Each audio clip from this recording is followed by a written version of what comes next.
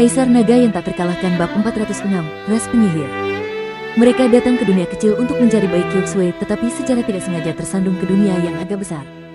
Dunia-dunia besar seperti ini jarang sekali ada karena dunia-dunia kecil biasanya muncul di celah-celah ruang yang membatasi ukurannya.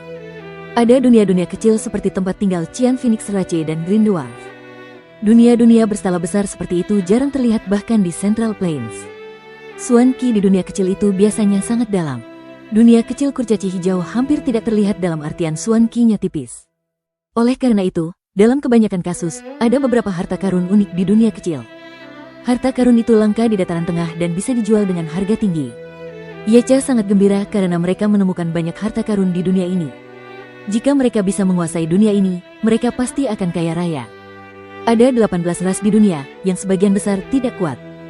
Ada 5 ras yang kuat dan memiliki prajurit yang setara dengan manusia dari alam penguasa mulia. Luli berada di wilayah ras Goblin Kuning.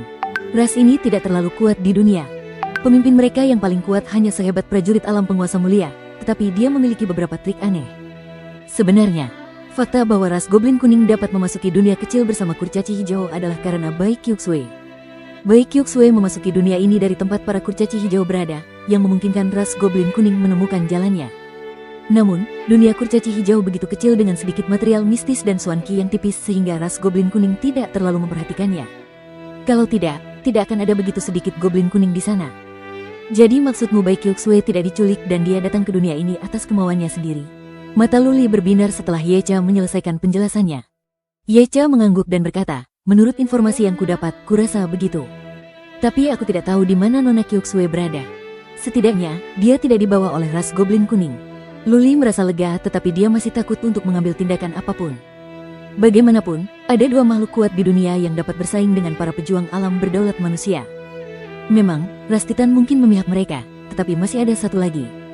Bagaimana jika ras Titan tidak mempedulikan mereka dan mencoba membunuh mereka? Dunia adalah wilayah ras-ras itu. Mereka, manusia, berasal dari dunia luar. Bagi ras asli di sini, Luli dan yang lainnya adalah alien. Bagaimana ras Titan bisa bekerja sama dengan alien dan menyerang ras asli demi kepentingan pribadi? Ini tempat yang menarik. Jika Luli dapat menguasai dunia ini, baik dia maupun keluarga besar di Gurun Utara dapat memperoleh sesuatu. Jumlah prajurit di Gurun Utara dapat meningkat dengan cepat dan dalam puluhan tahun, mungkin akan ada beberapa prajurit alam berdaulat manusia. Masalahnya adalah bagaimana menemukan bala bantuan? Jiang Qiling dapat melakukannya dengan cukup baik sebagai bala bantuan. Dia dapat memanggil beberapa prajurit alam berdaulat manusia dengan mudah. Kemudian mereka dapat membunuh orang-orang kuat di dunia dan kemudian membagi sumber daya di sini dengan keluarga Jiang. Tidak, Luli segera menepis gagasan ini. Jiang Qiling dapat dipercaya, tetapi tidak dengan keluarga Jiang. Keluarga besar menghargai kepentingan. Mereka tidak akan terlalu peduli dengan persahabatan atau hubungan. Begitu keluarga Jiang terlibat, Luli mungkin kehilangan kendali atas sumber daya di sini, dan bahkan posisi kaisarnya di Gurun Utara. Kalau begitu, haruskah dia mencari keluarga Du dan bukan keluarga Jiang?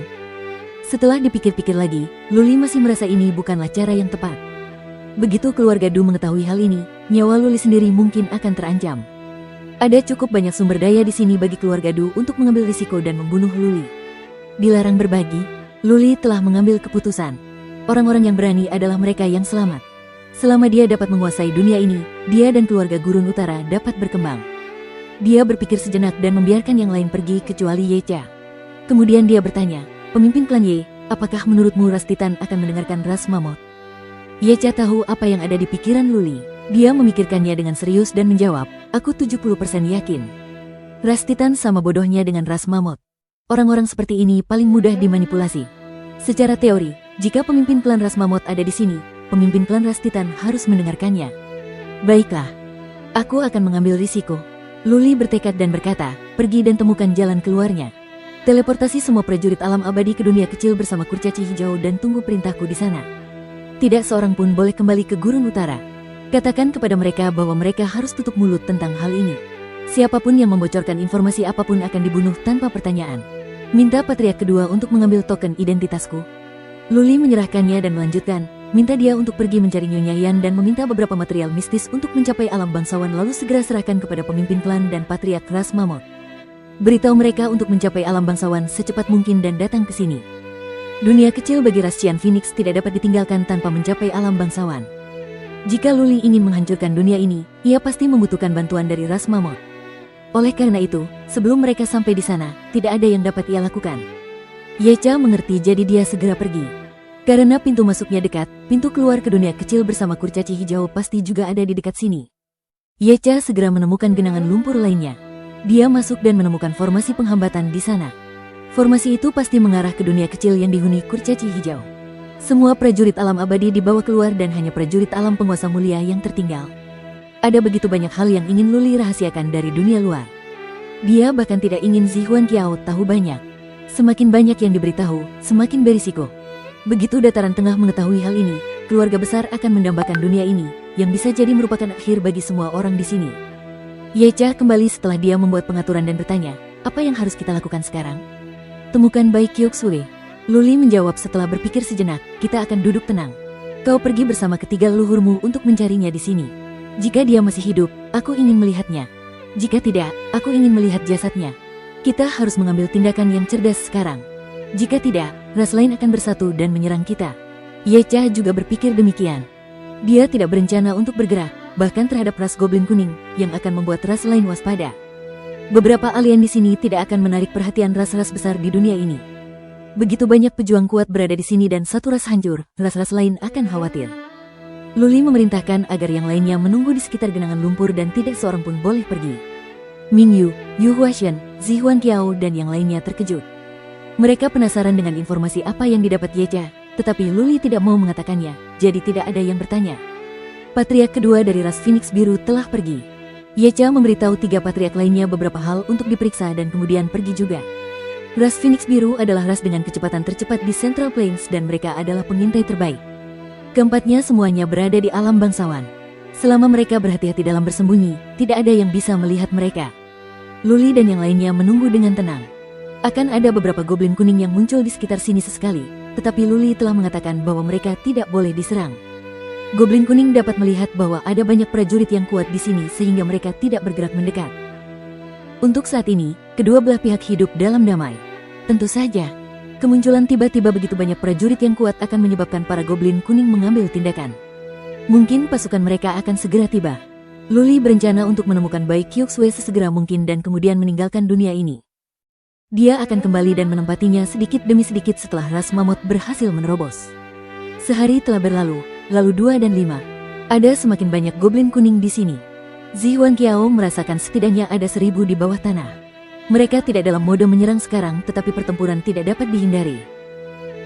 Pada hari ke-6, Yecha muncul di hadapan Luli dan berkata dengan gembira, Tuan Suci, aku telah menemukan Nona Qiuxue. Dia berasal dari ras yang disebut ras penyihir. Kau sudah melihatnya? Luli terengah-engah karena cemas. Tidak. Yecha menggelengkan kepalanya dan menjawab, aku membawa seorang anggota ras hak dan melakukan interogasi. Aku diberitahu bahwa ada seorang gadis cantik di ras mereka, tetapi dia dibawa ke daerah terlarang. Anggota biasa tidak mengetahuinya. Apakah ras hak kuat? Berapa banyak bangsawan kerajaan yang mereka miliki? Luli berdiri. Yecha menggelengkan kepalanya dan berkata, tidak terlalu kuat dan hanya ada 2 yang dapat bersaing dengan prajurit alam penguasa mulia. Namun, mereka memiliki beberapa kekuatan unik. Apa yang kamu tunggu? Luli bahkan tidak mendengar apa yang dikatakan Yecha. Dia berteriak, berkumpul bersama. Ayo kita bunuh klan penyihir dan selamatkan Bai Qiuxue. Bab 407, Penyihir. Untuk pergi ke tempat ras hak berada, Luli harus melewati goblin kuning. Mengingat semua prajurit di sini kuat, itu seharusnya tidak menjadi masalah. Yu Huashen, Mingyu, Yecha dan 3 leluhur dari ras Phoenix Biru telah kembali. Zihuan Qiao, Zihuan Yu dan 2 prajurit alam penguasa mulia dari Kerajaan Dingin Surga, Qi Tianfan dan He Jun, berada di sini bersama dengan Hong Tianxie dari Kerajaan Bela Diri Surga dan Chen Ping dari Kerajaan Dingin Surga. Total ada 13 orang termasuk Luli. Semua prajurit di alam abadi dikirim pergi oleh Luli, termasuk Bai Leng. Mereka yang ada di sini semua terbang atas perintah Luli dengan Yecha memimpin jalan menuju ke barat daya. Berdengung gelombang. Satu persatu goblin kuning muncul di udara dan menyerang Luli dan yang lainnya dengan ganas. Tanah pun hancur saat lebih banyak goblin kuning melancarkan serangan mereka. Para goblin kuning pasti salah paham. Mereka mengira Luli mencoba menyerang mereka sehingga mereka harus mengambil tindakan terlebih dahulu. Keluarlah dari pengepungan, tapi jangan bunuh mereka. Luli dilindungi di antara para prajurit alam bangsawan. Dia tidak mampu untuk terlibat dalam pertarungan besar dengan ras goblin kuning. Jika tidak, ras-ras besar lainnya akan waspada. Luli berencana untuk menyelamatkan Bai Qiuxue dan kemudian segera pergi. Dia berencana untuk kembali setelah ras mamut berhasil menerobos. Yecha dan yang lainnya bergerak, tetapi mereka tidak melepaskan serangan terkuat mereka. Goblin kuning biasa lemah dan mereka yang memiliki keterampilan menyamar sangat sedikit. Yecha melepaskan makna mendalamnya dan beberapa cakar emas menyerang dan membuka jalan bagi mereka. Para prajurit alam penguasa mulia lainnya juga mengambil tindakan. Dengan kekuatan Mingyu, para goblin kuning di tanah tidak dapat maju. Luli berhasil keluar dari pengepungan dengan mudah dengan Mingyu yang membawanya. Yecha memimpin jalan. Tanpa jeda, mereka terbang maju dengan kecepatan penuh. Suan Qi di sini cukup melimpah. Mereka dapat melihat pohon-pohon tua yang besar dan bunga-bunga serta buah-buahan yang aneh. Beberapa buah memiliki aroma yang kuat, yang menunjukkan kegunaan khusus. Setelah melihat ini, semua orang merasa penasaran. Namun, Luli tidak meminta mereka untuk berhenti. Selain itu, tidak ada yang berani turun sendiri untuk memetik buah-buahan. Itu buah iblis api. Puluhan mil di depan, Qi Tianfan dari Heaven Frigid Kingdom berhenti sejenak. Dia melihat buah istimewa di bawah sana yang nilainya setidaknya jutaan suan kristal. Apa yang kau lakukan? Ayolah, jangan sentuh apapun di sini. Luli berkata dengan dingin. Qi Tianfan terus melaju tanpa berkata apa-apa. Yu Huashan bingung. Ia pikir ini bukan reaksi Luli yang biasanya. Ada begitu banyak hal baik di sini, jadi mengapa Luli tidak mengizinkan mereka memanen buahnya? Luli punya alasan. Pertama-tama, dia khawatir tentang Bai Qiuxue. Kedua, dia tidak ingin mengungkap situasi sebenarnya. Jika banyak orang turun, mereka pasti bisa melihat lebih banyak harta karun dan mereka bisa menjadi serakah. Pada saat itu, informasi yang ingin disembunyikan Luli bisa bocor. Mereka terus berjalan tanpa bersuara. Mereka bertemu dengan beberapa goblin kuning yang bersembunyi di bawah tanah, tetapi Luli tidak memberi perintah untuk menyerang, jadi mereka terus berjalan tanpa bersuara. Yecha telah menemukan cara yang tidak akan melewati suku manapun dari ras goblin kuning. Rute Yecha akan memiliki beberapa jalan memutar sehingga perjalanannya relatif aman. Mereka terbang selama 2 hari tanpa henti sebelum Yecha memutuskan untuk berhenti. Yu Huashan dan yang lainnya terkejut melihat dunia kecil itu ternyata luas. Dunia ini lebih besar dari yang mereka bayangkan, tetapi Luli tidak mengatakannya dengan lantang. Dia menoleh ke Yecha, dan Yecha berkata, kita menuju ke wilayah ras Hak dan akan ada banyak suku. Tuan muda, apakah kita akan membunuh untuk masuk atau menyelinap masuk? Menyelinap masuk. Jangan menggunakan kekerasan kecuali benar-benar diperlukan. Luli berkata setelah berpikir sejenak. Yecha mengangguk dan berkata, teman-teman, biar kuceritakan sesuatu tentang ras penyihir ini. Yang kuat semuanya perempuan dan yang laki-laki tidak memiliki kemampuan apapun. Yang perempuan ditutupi sisik hitam, mereka memiliki tanduk di kepala, dan mata mereka berwarna biru tua. Waspadalah dengan mata mereka. Para perempuan terlahir untuk memiliki jiwa yang kuat dan mereka tahu cara memikat kalian. Ya, kecuali kita bertemu dengan para leluhur atau pemimpin mereka, kurasa kita akan baik-baik saja. Tetapi tuan muda, kau harus berhati-hati. Senjata mereka adalah tengkorak mereka. Bukan sembarang tengkorak, tetapi tengkorak yang telah disempurnakan dan memiliki racun di dalamnya yang dapat merusak benda-benda. Berhati-hatilah dan kita akan baik-baik saja. Jumlah mereka akan banyak jadi mari kita lakukan dengan cepat. Yecha menjelaskan dan yang lainnya mengangguk setuju. Luli ada di sini. Tidak ada yang berani ceroboh. Kekaisaran baru saja didirikan dan ini adalah pertarungan besar pertama mereka. Semua orang ingin menampilkan pertunjukan yang bagus. Bergerak. Yecha melambaikan tangannya dan 3 leluhur dari ras Phoenix biru memimpin jalan. Yecha membawa Luli bersamanya dan yang lainnya mengikuti mereka dari dekat. Mereka memilih untuk tidak terbang. Mereka mengurangi ki dan energi mereka dan menyelinap maju di tanah. Ada lebih dari 10 orang tetapi tidak ada suara yang keluar seolah-olah mereka adalah ular berbisa. Di depan mereka ada gunung demi gunung. Tidak ada yang mengirimkan kekuatan psikis dan mereka hanya mengandalkan mata telanjang. Mereka bisa melihat beberapa gua dan beberapa sosok bergerak samar-samar. Ras Qian Phoenix layak menyandang nama pengintai tingkat atas. Mereka telah memilih rute tersembunyi. Mereka sangat cepat dan menyelinap melewati gunung demi gunung. Para penyihir itu cukup. Saat mereka berjalan, mereka sesekali melirik dan mengamati para penyihir itu. Karena Luli tidak perlu berlari sendiri, ia bisa meluangkan waktu dan mengamati. Sepanjang jalan, ia melihat para penyihir itu 4 atau 5 kali. Bentuk tubuh perempuan tua cukup mirip dengan manusia. Jika mereka tidak memiliki sisik hitam di luar tubuh dan tanduk di kepala, mereka tidak akan berbeda dengan manusia perempuan. Semua hak yang mereka lihat adalah perempuan dengan tubuh yang berkembang dengan baik. Payudara mereka menonjol dan bokong mereka membulat. Pinggang mereka ramping dan kaki mereka panjang. Tidak ada sisik di payudara mereka sehingga sisik-sisik itu terekspos. Hak perempuan cukup cantik dan sangat genit. Mata biru gelap mereka seperti 2 potong permata yang memikat. Di tangan setiap hak, ada tengkorak manusia dengan darah merah mengalir darinya. Namun, darah itu tidak menetes. Darah mengalir keluar dari mata dan kemudian ke mulut, sungguh ajaib. Pah, gelombang. Di depan sebuah gunung, ada tanah terbuka. Beberapa hak betina sedang menjambuk beberapa hak jantan. Hak jantan itu tidak memiliki sisik hitam dan mereka berlutut di tanah, telanjang. Mereka dicambuk oleh hak betina yang sesekali akan tertawa terbahak-bahak. Hak betina, mereka sangat suka menyiksa laki-laki. Aku heran apakah itu sebabnya ras mereka dinamakan demikian. Luli terkejut. Dulu di Gurun Utara, orang-orang biasanya menyebut wanita-wanita yang berwatak kasar sebagai perempuan tua. Mungkinkah perempuan tua itu pernah menyiksa pria di Gurun Utara bertahun-tahun yang lalu? Kalau tidak, mengapa wanita-wanita yang kejam di sana juga disebut perempuan tua? Luli bukan satu-satunya yang terkejut. Qi Tianfan tiba-tiba melihat tatapan tajam dari seorang perempuan tua, lalu sisik-sisiknya menghilang dan dia berubah menjadi seorang gadis cantik telanjang bulat. Yang mengejutkan Qi Tianfan, gadis cantik ini berjalan mendekati seorang pria, mengangkat kakinya dan menjepit kepala pria itu. Qi Tianfan kehilangan kendali dan terpeleset, dia menghancurkan sebuah kerikil. Gelombang. Di kejauhan, beberapa hak tampak khawatir dan mereka datang sambil membawa tengkorak di tangan mereka. Luli menatap Qi Tianfan dengan pandangan marah, melambaikan tangannya, dan berkata, bunuh semua hak di sini. Jangan terlalu berisik dan cepatlah. Bab 408, Sang Ratu. Memang benar bahwa mereka yang tahu cara bertarung di ras hak adalah wanita. Para pria di tanah itu bahkan tidak bergerak kecuali melemparkan pandangan penasaran. Wus, gelombang. Puluhan perempuan tua bergegas mendekat dengan cepat dan lincah. Pantat mereka yang kencang tampak penuh dengan kekuatan dan tenaga. Luli menoleh dan menyadari bahwa kecepatan perempuan tua itu secepat roda takdir. Yecha membiarkan ketiga leluhurnya menghadapi mereka. Qi Tianfan dan beberapa orang lainnya juga bergerak, tetapi tidak ada satupun dari mereka yang menggunakan manik kehidupan atau energi Suan. Mereka semua mengeluarkan senjata, siap untuk terlibat dalam pertempuran jarak dekat. Jika para prajurit kerajaan Tuan Mulia itu tidak dapat mengalahkan para perempuan tua itu, maka para perempuan tua itu akan menyatukan tanah besar. Ya. Para perempuan tua itu berteriak dalam bahasa yang tidak dimengerti Luli. Dia bertanya kepada Yecha, bahasa apa yang mereka gunakan? Bahasa kuno. Yecha menjelaskan, ini adalah bahasa umum yang digunakan di tanah besar pada zaman dahulu.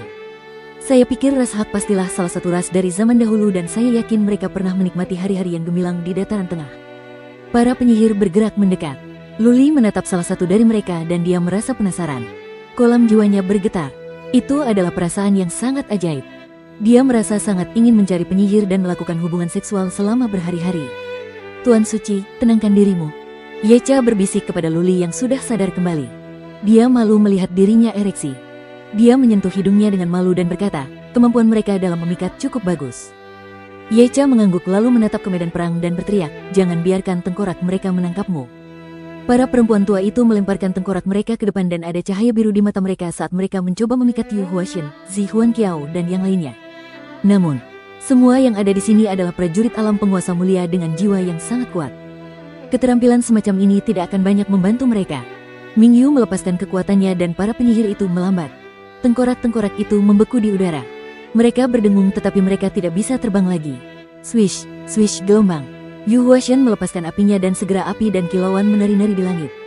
Siapapun yang terkena akan terbakar sampai mati. Melihat ini, pihak Luli merasa lega. Mereka awalnya bersikap hati-hati dan sekarang mereka yakin bisa menghadapinya dengan tenang. Penyihir biasa tidak akan menjadi ancaman bagi mereka. Mereka menggunakan keterampilan masing-masing dan membunuh lusinan penyihir dengan cepat.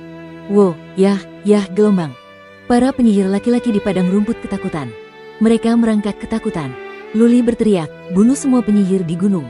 Jangan biarkan seorang pun hidup. Yu Huaxin, bakar mayat-mayat itu dan jangan tinggalkan jejak apapun. Luli merasa lega melihat bahwa para penyihir itu tidak begitu menakutkan. Yecha menyebutkan bahwa hanya ada 2 penyihir yang kekuatannya setara dengan para prajurit alam penguasa bangsawan, jadi Luli berpikir mereka dapat menyelamatkan bayi Qiuxue dengan mudah. Pertarungan berakhir dalam waktu belasan napas. Hanya ada sekitar 100 hak di sini dan mereka dibunuh oleh para prajurit Noble Lord Realm seolah-olah mereka hanyalah beberapa burung. Luli dan kawan-kawan melanjutkan perjalanan dan menyelinap melalui pegunungan. Ada banyak gua yang digali di pegunungan tempat banyak penyihir tinggal. Semua prajurit dalam ras hak adalah perempuan. Laki-laki seperti hewan peliharaan dan budak. Yang lebih mengejutkan adalah, di sebuah gunung kecil, Luli melihat beberapa hak berhubungan seks di siang hari dengan perempuan di atas laki-laki. Pemimpin klan Ye, apakah pemimpin ras hak juga seorang wanita? Luli mengajukan pertanyaan kritis. Ya. Yecha mengangguk dan menjawab, pria dari ras ini tidak bisa berkultivasi. Seperti yang bisa kamu lihat, pria adalah budak dan wanita adalah penguasa. Bagus. Luli senang mendengarnya. Bayi Qiuxue tidak akan dilecehkan secara seksual di ras hak. Dia mungkin menderita, tetapi dia bisa tetap hidup. Yecha telah mengumpulkan cukup banyak informasi tentang ras Hak sehingga ia memimpin jalan. Dalam perjalanan mereka ditemukan oleh beberapa suku kecil lainnya sehingga Luli memerintahkan untuk mengendalikan mereka. Ia takut ia akan membuat musuh waspada, yang akan membahayakan nyawa Bai Qiuxue. Mereka telah menempuh perjalanan selama 2 jam dan mereka bertemu dengan lebih banyak suku daripada yang dapat mereka hitung. Yu Huashan bertanya-tanya berapa jumlah total penyihir itu. Setidaknya, mereka pasti telah melihat setidaknya puluhan ribu penyihir. Kami di sini. Yecha berhenti dan menunjuk ke sebuah gunung. Ia berkata dengan serius, hati-hati. Nanti saat kita menyerbu, akan ada perkelahian. Hal terpenting yang perlu kita lakukan adalah mengalahkan 2 hak terkuat atau setidaknya melukai mereka dan kemudian menekan hak yang biasa-biasa saja. Kita akan mundur segera setelah kita mengeluarkan Lady Qiuxue. Semua orang mengangguk. Yecha menoleh ke arah Luli yang melambaikan tangannya dan memerintahkan, ayo kita keluar. Serentak, semua orang melepaskan manik-manik kehidupan mereka dan mereka mengirimkan kekuatan psikis mereka juga yang menyelimuti seluruh gunung di depan. Ada banyak penyihir di sini, jumlahnya mencapai 100.000. Ada prajurit dan warga sipil penyihir di mana-mana dan ada banyak gua di gunung. Yang membingungkan Yu Huashan dan yang lainnya adalah mereka tidak melihat Bai Qiuxue dimanapun. Mereka bahkan tidak merasakan keberadaan gadis manusia manapun. Wow, yah. Terdengar teriakan-teriakan aneh dari dalam gunung dan banyak hak terbang keluar dari gua-gua. Beberapa dari mereka memiliki sayap dan melesat ke langit. Wus, wus, wus gelombang. Sekelompok demi sekelompok hak terbang keluar dari gunung dan menyerbu ke arah Luli dan yang lainnya seperti kawanan serigala. Sebelum mereka tiba, mereka telah melemparkan tengkorak-tengkorak. Rasanya seperti hujan batu meteor yang tak kunjung berakhir. Di tengah puncak terdapat tempat suci bagi klan Hak. Nona Qiuxue ada di sana. Ayo pergi. Yecha berteriak. Dia telah mengetahui bahwa Bai Qiuxue telah memasuki wilayah suci ras Hak. Ada sebuah lembah di sana yang menolak kekuatan psikis yang pasti merupakan wilayah suci. Mengenakan biaya, Luli berteriak. Alih-alih melepaskan roda takdirnya, dia meminta Mingyu untuk membawanya sementara yang lain bergegas maju dalam formasi kipas. Yecha dan Yu Huashan memimpin dan mereka berdua melepaskan makna mendalam mereka. Qi Tianfan dan yang lainnya juga mengambil tindakan. Mingyu melepaskan kekuatan untuk menahan tengkorak yang datang. Racun pada tengkorak tersebut dapat mengubah manusia menjadi tulang belulang sehingga mereka harus menjauh dari tengkorak tersebut. Ledakan, dentuman gelombang. Cakar emas satu demi satu melesat dan mencabik-cabik ruang. Tengkorak-tengkorak hancur dan jalan pun terbuka. Pembentukan bunga, Zi Huanqiao dan Zi Huanyu bergerak. Manik-manik kehidupan mereka bersinar dan tanda bunga ungu di leher mereka muncul. Bunga-bunga yang menari di langit menjebak ratusan hak yang terbang dengan sayap. Formasi bunga ini sungguh menakjubkan. Luli pernah melihat ini di tebing api penyucian. Ia masih takjub melihatnya lagi. Ratusan penyihir terbang itu pasti termasuk yang terkuat di ras penyihir, tetapi mereka dijebak oleh Zi Huanqiao dan Zi Huanyu dan tampaknya mereka tidak bisa keluar dengan mudah. Dengan kekuatan Mingyu, tengkorak-tengkorak itu membeku di udara. Makna mendalam Yecha membuka jalan bagi semua orang dan mereka terus maju tanpa bisa dilawan. Tak lama kemudian, mereka berhasil masuk ke gunung dan sedang dalam perjalanan menuju tempat suci. Dengan mendengus dari dalam area suci, seorang penyihir terbang keluar dari sana. Itu adalah penyihir luar biasa dengan mahkota ungu dan tanda bunga plum merah menyala di antara kedua alisnya. Dia mengenakan kalung permata biru, yang menambah penampilannya yang sudah elegan. Dia memiliki aura seorang ratu. Setelah perempuan tua itu terbang ke langit, sisik-sisik hitam itu menghilang, tetapi tidak semuanya. Masih ada beberapa yang menutupi bagian pribadinya. Tubuhnya yang sebagian tertutup menarik perhatian semua orang. Benar sekali. Bahkan Yecha yang telah hidup selama beberapa ribu tahun pun tak dapat menahan pandangannya, apalagi Luli. Tampaknya ratu ini memiliki kekuatan magis yang menarik perhatian semua orang. Tidak ada yang bisa melepaskan diri atau mengendalikan diri. Bab 409, Serangan Balik. Ini aneh. Memang benar bahwa seorang pria akan merayu seorang wanita cantik. Merupakan naluri dasar pria untuk memiliki hasrat terhadap wanita. Meski begitu, hasrat itu akan mereda pada usia tertentu. Pada usia dan status Yecha, dia seharusnya melihat gadis cantik sebagai tengkorak. Namun, ada begitu banyak prajurit di sini yang memiliki hasrat, ingin mendorong ratu ke tanah dan melakukan sesuatu padanya. Karena itu, ini jelas merupakan keterampilan yang hanya dimiliki oleh sang ratu. Dia telah menggunakan beberapa kemampuan rahasia untuk mengobarkan nafsu semua orang, membuat mereka kehilangan kendali dan hanya fokus pada tubuhnya. Ini berbahaya. Dalam pertarungan antara yang kuat, satu tarikan napas dapat menjadi penentu hidup atau mati. Selama satu tarikan napas itu, siapapun bisa mati sebelum mereka menyadarinya. Yecha dan yang lainnya menyadari risiko yang mereka hadapi, tetapi mereka tidak bisa mengalihkan pandangan. Semua orang terengah-engah dan ereksi. Ini adalah perasaan yang sudah lama tidak mereka alami. Mereka gembira melihat bahwa mereka masih bisa melakukannya. Hal yang sama terjadi pada Luli. Ia sedang berada di puncak hidupnya. Ia tidak bisa mengendalikan diri di depan perempuan biasa, apalagi ratu. Pada saat ini, matanya merah, ia terengah-engah, dan ia terbakar oleh hasrat. Hihi gelombang. Sang ratu tertawa nakal. Tubuhnya yang cantik bergetar dan dia menunjukkan ekspresi sensual. Kalung safirnya bersinar. Tiba-tiba, dia mengulurkan tangannya dan memberi isyarat kepada yang lain. Mata semua orang langsung memerah dan ekspresi mereka menunjukkan bahwa mereka sedang berjuang di dalam. Mereka memiliki keyakinan di lubuk hati mereka. Jika mereka mendekati ratu, mereka akan terinjak-injak sampai mati. Pada saat yang sama, ada suara lain di kepala mereka, suara yang sangat keras yang mengatakan kepada mereka, pergilah dan bercintalah dengannya. Berdengung gelombang. Dengan tatapan tajam dari perut Luli, roda takdir muncul. Kemudian dia terbang maju dengan mata berkaca-kaca. Tampaknya dia telah tergoda dan dia tidak bisa lagi mengendalikan dirinya. Tuan muda, Ming Yu berteriak. Ia mengulurkan tangannya, mencoba meraih Luli, tetapi sudah terlambat. Mata Yecha berubah menjadi hitam lalu merah. Ia berusaha melawan. Ia berhasil berteriak dengan susah payah, Tuan muda, kembalilah. Yecha sangat menyesal. Saat dia di sini untuk mengumpulkan informasi, dia menangkap beberapa wanita tua dan menginterogasi mereka. Dia yakin bahwa ratu hanya sehebat prajurit kerajaan bangsawan, tetapi dia tidak menyangka bahwa kemampuannya begitu mengerikan. Dia tidak melakukan apapun dan semua orang menjadi tidak bergerak. Jiwa mereka direnggut. Luli hendak mengirim dirinya sendiri ke kematian dan mereka hanya bisa tinggal di belakang dan menyaksikannya terjadi. Mengong. Dengan teriakan, Yecha kembali sadar. Dia mendorong dirinya ke depan dan mencoba meraih Luli dan menariknya kembali. Wus gelombang. Tepat pada saat itu, datanglah seorang lagi dari dalam area suci, seorang perempuan tua yang kuat. Sinar cahaya biru melesat keluar dari matanya dan masuk ke mata Yecha. Pada saat yang sama, ia menyembunyikan sisik hitamnya. Berbeda dari sang ratu, ia tidak menutupi bagian pribadinya. Ia telanjang bulat, terbang ke arah Yecha dengan nafsu murni di wajahnya. Ledakan. Yecha merasa pikirannya meledak. Matanya kembali memerah dan dia membeku di udara. Zihuan Qiao mencoba untuk bergegas keluar seperti Yecha tetapi dia tidak bisa. Dia hanya bisa membeku di sana dan melihat Luli mengirim dirinya sendiri kepada ratu. Tuan muda. Ming Yu mencoba meneriakkan sesuatu agar Luli sadar, tetapi pikiran Luli tampaknya telah hilang. Dia tidak memberikan respons apapun kepada Ming Yu. Dia bergerak mendekati ratu, dan semakin dekat. Gelombang. Serangkaian tawa jorok terdengar dari mulut ratu. Ia memberi isyarat pada Luli dengan jari kelingkingnya seolah-olah Luli hanyalah boneka. 900 kaki, 300 kaki, 30 kaki. Namun, tidak ada yang terjadi dari Luli. Semua orang telah kehilangan harapan.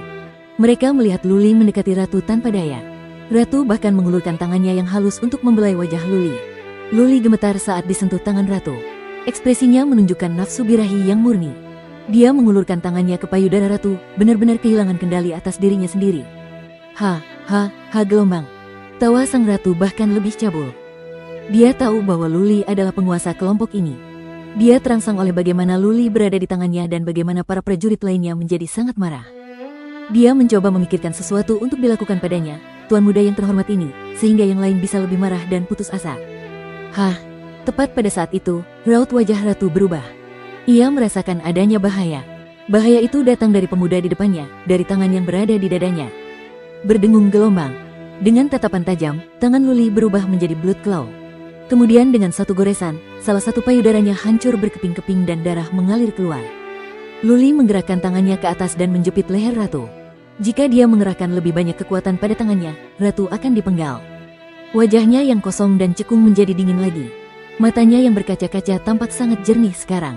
Ia tersenyum mengejek dan berkata, Yang mulia, sebaiknya Anda bergerak sekarang atau saya akan mematahkan leher Anda. Sang ratu tidak bergerak. Namun, dua garis cahaya biru muncul dari matanya. Ia menggunakan kemampuan rahasianya, mencoba memusnahkan jiwa Luli. Namun yang mengejutkan ratu dan semua orang yang hadir adalah bahwa Luli tidak terpengaruh. Matanya masih jernih dan serangan ratu tidak berhasil. Luli tersenyum pada Hak yang terkejut dan berkata, jika seranganmu 10 kali lebih kuat, itu tetap tidak akan berguna bagiku. Kembali ke Mystic Armor Mountain, bahkan Patriark Agung keluarga Lu tidak mampu mencari jiwa Luli dan Patriark Agung itu adalah seorang prajurit alam abadi bumi yang ahli dalam kultivasi jiwa. Ada tanda naga misterius di kolam jiwa Luli yang dapat melindungi jiwanya dari serangan apapun, setidaknya yang datang dari seorang prajurit di bawah alam abadi bumi. Oleh karena itu, meskipun ia tergoda dan bernafsu terhadap Ratu Penyihir, pikirannya tetap jernih. Ia telah memilih untuk terbang ke sana untuk menjatuhkan sang ratu. Memaksa. Ratu berada di bawah cengkeraman Luli dan salah satu payudaranya diremukan oleh Luli. Dia tidak bisa lagi melepaskan jurusnya. Yu Huashen, Ming Yu, dan yang lainnya telah mengambil tindakan. Ming Yu melepaskan Force dan menahan penyihir kuat lainnya, sementara Zihuan Qiao melepaskan Formation of Blossoms untuk menjebak penyihir ini. Suara mendesing. Ye Cha dan ketiga leluhurnya terbang dan mengepung sang ratu. Kait mereka ditekan ke tubuhnya. Luli mengangguk untuk mengakui reaksi Ye Cha. Ia menoleh ke ratu dan berkata, "Sekarang kau punya dua pilihan. Menyerah padaku atau membiarkan seluruh rasmu dihancurkan oleh kami." Benar sekali. Alasan mengapa Luli tidak membunuh ratu adalah karena ia ingin mengendalikan ras ini. Ini bukan untuk memuaskan nafsunya. Justru sebaliknya, ras ini terlalu kuat dengan keterampilan rahasia ini. Jika ia dapat mengendalikan mereka, ia akan dilengkapi dengan beberapa tangan pembantu yang cukup kuat. Bab 410, Keterampilan Arcane Ilahi. Meskipun ratu tidak mengerti apa yang dikatakan Luli, dia memiliki pemahaman yang jelas tentang situasi saat ini. Ye Cha dan yang lainnya menekan kait mereka di kepala dan tubuhnya. Setiap gerakan yang ceroboh akan menjadi akhir hidupnya. Trik terkuat dari ras Hak adalah keterampilan rahasia dan serangan terhadap jiwa. Karena Luli tidak terpengaruh sedikitpun, maka sang ratu telah kalah dan menderita kekalahan telak. Mereka yang tinggal bersama Luli cukup kuat untuk menghancurkan ras Hak. Sang ratu masih berdarah dan dia mengerutkan kening kesakitan. Setelah beberapa saat, dia mulai mengatakan sesuatu tetapi Luli tidak mengerti apa-apa. Dia menoleh ke Ye Cha dan bertanya, "Apakah kamu mengerti?" "Ya, saya memiliki sedikit pengetahuan tentang bahasa kuno." Ye Cha mengangguk dan menerjemahkan untuk Luli. Dia bertanya siapa kita. Dia berkata bahwa ras penyihir mengikuti Dewa Mung dan jika kita berani melakukan apapun di sini, Dewa Mung tidak akan pernah membiarkan kita pergi. Katakan padanya. Luli menatap ratu dengan sinis dan berkata, "Kami tidak peduli dengan Dewa Mung atau hal lainnya. Dia hanya punya waktu untuk membakar setengah batang dupa untuk membuat keputusan. Dia harus menyerah atau membiarkan seluruh rasnya dibunuh oleh kami." Ye Cha mulai menafsirkannya kembali. Dia bukan ahli dalam bahasa kuno, lagi pula, bahasa itu sudah digunakan sejak lama sekali. Ras Qian Phoenix berasal dari zaman kuno, kalau tidak ada seorang pun di sini yang bisa memahaminya. Setelah mendengar apa yang dikatakan Ye Cha, sang ratu mengatakan sesuatu dengan ekspresi penuh tekad. Ye Cha menggelengkan kepalanya dan mempercayai apa yang dikatakannya. Dia mengatakan bahwa ras penyihir tidak akan mengkhianati Dewa Mung bahkan jika harganya adalah kepunahan rasnya. Dia meminta kita untuk membunuhnya. Melihat betapa bertekadnya dia, Luli menjadi kagum padanya. Wanita sama hebatnya dengan pria. Ratu dari ras penyihir ini memiliki putaran yang lebih keras daripada Yu Huashen. Dewa Mung. Luli teringat sesuatu dan berkata pada Ye Cha, "Tanyakan padanya siapa Dewa Mung itu. Apakah dia pemimpin ras Titan?" Ye Cha juga tertarik untuk mengetahuinya dan langsung mengajukan pertanyaan. Tak lama kemudian, dia menjawab dengan penuh semangat, "Dewa Mung benar-benar pemimpin ras Titan. Dia bisa sekuat prajurit alam berdaulat manusia." "Bagus. Yakinkan dia." Luli percaya Ye Cha mampu melakukan hal ini. Ye Cha berbincang dengan ratu dan Luli memberinya pil penyembuh jika ia mati kehabisan darah. Meskipun Luli tidak mengerti bahasanya, dia bisa merasakan ada sesuatu yang berubah dalam sikap sang ratu. Dia tampak setengah ragu. Ye Cha pasti telah memberitahunya tentang ras mamut. Ras Hak mengikuti jejak ras Titan yang merupakan keturunan ras mamut yang menyebut Luli sebagai penguasa suci. Secara teknis, ras Hak juga harus menganggap Luli sebagai penguasa mereka. Luli menginginkan lebih dari sekedar keterampilan rahasia dari ras Hak. Ada sesuatu yang lebih penting, dia akan mengirim ras Hak untuk menyerang ras Goblin Kuning karena pintu keluar ke dunia kecil kurcaci hijau berada di wilayah ras Goblin Kuning. Begitu mereka menguasai pintu keluar, Luli bisa datang dan pergi sesuka hatinya. Dia bisa mengerahkan pasukan ke sini tanpa jejak dan kemudian meletakkan fondasi untuk menguasai dunia ini. Jika Luli menyerang ras Goblin Kuning dengan prajuritnya, ras lain akan terkejut. Saat itu, akan sulit untuk maju. Ye Cha dan ratu berbicara cukup lama. Namun, pada akhirnya, Ye Cha menggelengkan kepalanya dan berkata, "Tuan muda, mereka sangat keras kepala." Dia bilang kecuali Dewa Mung sendiri yang mengatakannya, dia tidak akan menyerah kepada pemimpin lain. "Bagaimana kalau kita bunuh mereka?" Luli hampir dibunuh oleh ratu dan yang lainnya hampir terbunuh juga. Ye Cha tidak bisa tenang dengan keberadaannya di sini jadi dia ingin menghabisi nyawanya. Luli menghela napas, merasa kasihan. Ratu ini ternyata mampu membingungkan para prajurit kerajaan mulia. Membunuhnya sungguh memalukan. Dia menoleh ke Ye Cha dan berkata, "Tanyakan padanya apakah Bai Qiuxue ada di area suci. Kirim seseorang untuk menyelamatkannya terlebih dahulu." Ye Cha mengangguk dan bertanya padanya. Tidak mengherankan, dia ada di sana. Luli memberi perintah dan Ye Cha pergi sendiri. Ledakan. Di sisi lain, Zihuan Qiao dan yang lainnya sudah selesai berkelahi. Pedang jatuh dari langit. Zi Huanqiao meraih perempuan tua yang terluka dan terbang turun. Perempuan tua lainnya masih dijebak oleh Zi Huanyu. Tanpa bantuan ratu mereka, para penyihir itu tidak begitu kuat dan keterampilan mereka terlalu lemah. Menaklukkan mereka akan menjadi hal yang mudah karena mereka tidak cukup kuat untuk mengalahkan yang lain. Dari bawah, Ye Cha terbang bersama seorang wanita muda dari daerah suci. Wanita muda itu memiliki penampilan yang tak tertandingi dan tubuh yang ramping. Rambutnya hitam seperti tinta, dan pakaian putihnya menari-nari di langit, membuatnya tampak seperti peri. Luli dan Bai Qiuxue saling menatap dan tidak bisa mengalihkan pandangan. Mereka memiliki perasaan campur aduk. Bagi mereka, waktu telah membeku saat ini. Dunia telah lenyap. Mereka adalah satu-satunya orang di dunia ini di mata satu sama lain. Jantung Luli berdebar kencang. Kenangan saat mereka bersama kembali padanya. Dia teringat saat-saat indah yang mereka lalui di Gunung Raja Naga, bagaimana dia mempertaruhkan nyawanya untuk pergi ke kota bela diri surga demi dia, dan bagaimana mereka tinggal bersama selama beberapa waktu di Pulau Setan Darah. Dalam perjalanannya ke dataran tengah, dia akan melihat gadis ini dengan senyum yang begitu cerah dalam mimpinya. Dulu, dia mungkin tidak bisa mengungkapkan perasaannya terhadapnya, tetapi saat ini, dia yakin. Dia memujanya dan dia adalah pasangan idealnya. Di masa lalu, dia hanya ingin kembali ke Central Plains dan menyelamatkan orang tuanya serta mendapatkan Luling kembali. Selain itu, status di antara keduanya berbeda, yang membuatnya tidak dapat berpikir apapun. Namun, rencana jahat Du Zeng membuat Luli merasa bersalah terhadap keluarga Bai dan ia merasa tidak sanggup menghadapinya. Sekarang, ia memiliki keberanian. Ia adalah Kaisar Gurun Utara dan keluarga Bai telah diuntungkan karena dirinya. Bekas luka yang tersembunyi telah sembuh. Api cinta menyala dalam dirinya dan di matanya. Ia menyerahkan Ratu Rashak kepada seorang patriark di sebelahnya. Kemudian dia mengulurkan tangannya dan berkata sambil tersenyum, "Nona Qiuxue, saya di sini untuk mengantar Anda pulang." Dia hampir menangis. Melihat semua prajurit kuat dari Gurun Utara itu, dia sudah tahu apa yang sedang terjadi. Selain Luli, siapa lagi yang memiliki kemampuan untuk memobilisasi begitu banyak prajurit kuat? Orang tua penjara surga telah meninggal dan keluarga Bai kini semakin lemah.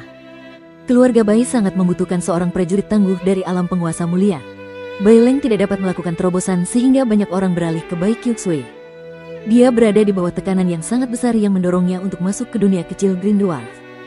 Dia berkultivasi dan berlatih seperti orang gila. Saat Luli berada di Central Plains, dia telah melalui banyak hal. Dia menderita dan berkali-kali nyaris lolos dari kematian. Dia adalah orang yang kuat. Namun, dia hanyalah seorang gadis berusia 16 tahun.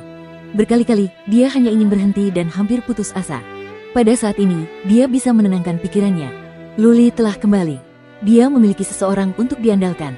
Dia tidak harus menanggung semuanya sendirian sekarang. Luli memberitahu dia dengan cara yang halus bahwa mulai sekarang, dia akan menjadi dunianya dan mendukungnya. Berdengung, Bai Qiuxue melepaskan roda takdirnya, melemparkan dirinya ke pelukan Luli dan menangis sepuasnya. Di sana, di sana.